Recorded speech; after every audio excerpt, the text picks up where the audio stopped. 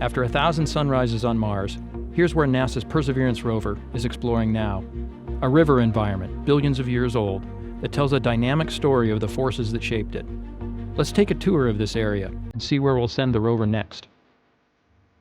Perseverance is exploring Jezero Crater, where an ancient lake and river system once existed.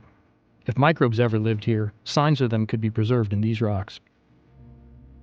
About 3.5 billion years ago, a river carved a canyon through the crater rim, filling the crater with water and depositing sand and rocks that formed a delta.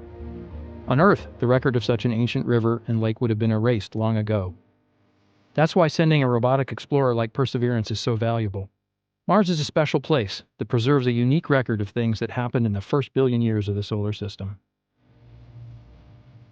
In this area, different rock layers record different parts of the crater's history. The flat, light-colored rocks were deposited on the banks of a river flowing slowly across the landscape. The boulders in the distance were deposited later in what was likely a raging torrent. And if this peculiar outcrop caught your attention, it did ours as well. It doesn't look like sediment at all. Perhaps it's a remnant of a lava flow, now mostly eroded away. Lab equipment on Earth can accurately measure when a volcanic rock was formed, so if we can return a sample of this lava to Earth in the future, we may know when and for how long water flowed into Jezero. From here, Perseverance will continue west. In the distance, you can trace the tops of the natural levees that formed at the near and far banks of the river.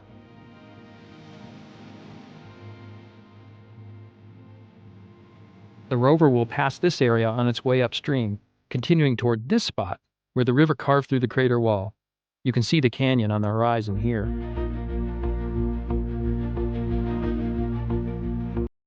From there, Perseverance will be well positioned to head south and ascend this natural ramp that leads up and out of the crater. We're lucky to have a route the rover can safely drive up the rim right where we need it.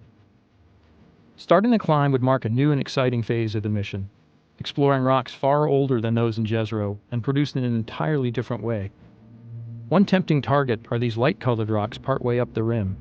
They may have interacted with hot water in a hydrothermal environment, another exciting place to hunt for evidence of past life. Since finishing its study of the crater floor, Perseverance has been climbing the delta and piecing together the history of this once watery environment.